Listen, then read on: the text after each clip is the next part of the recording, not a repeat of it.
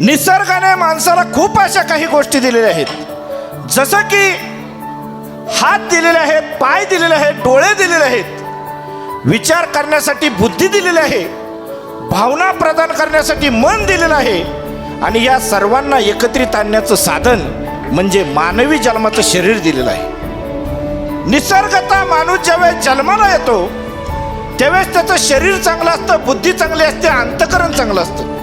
पण वाईट एवढंच असतं की तो वाईट लोकांमध्ये राहत असतो.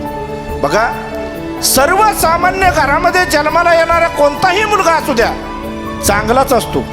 आई वडील त्याला चांगले संस्कार देतात. पण दुर्भाग्य असं असतं की तो ज्यावेळेस गल्लीमध्ये जातो, गल्लीतल्या मित्रांमध्ये राहतो, जसे मित्र असतात तसा तो घडत जातो.